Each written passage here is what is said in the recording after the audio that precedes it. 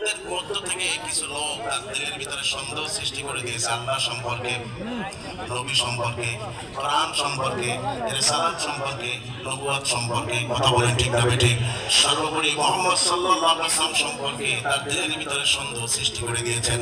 এজন্য আল্লাহর হাবিব সাল্লাল্লাহু আলাইহি ওয়াসাল্লাম তাকে সূরা নাস তেলাওয়াত করে শোনালেন যে দেখো, তোমাকে যারা আমার কাছে আসতে দেয় নাই, যারা বসতে দেয় নাই, যারা আমার কথা শুনতে দেয় নাই, যারা আমার কাছে আসতে বারণ করেছে, তারা হলো মানুষ রূপী খান্নাস। কথা বলেন ঠিক না ঠিক? এ ভাই, এরকম খান্নাস বর্তমান যুগে আছে না নাই? আগুনে তোমার আসলে আছে না নাই?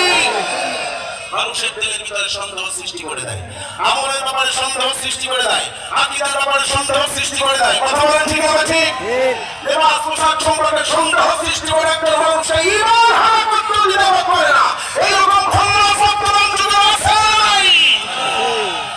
শুধু মনে করো জিনদের মধ্যে খান্নাস, শুধু তাই নয়, মানুষের মধ্যে মানুষের খান্নাস আছে। কথা বলেন ঠিক না ঠিক? তাদের কাজ হলো মানুষকে আমল থেকে দূরে সরিয়ে রাখা, নবী মহব্বত থেকে দূরে সরিয়ে রাখা, আল্লাহর ভালোবাসা থেকে দূরে সরিয়ে রাখা, বিভিন্ন আমল সম্পর্কে সন্দেহ সৃষ্টি করে ওই মানুষকে আমল থেকে দূরে রাখা। ঠিক না ঠিক? ভালো করে বুঝবেন, এদের থেকে আমাদের সতর্ক থাকার দরকার আছে।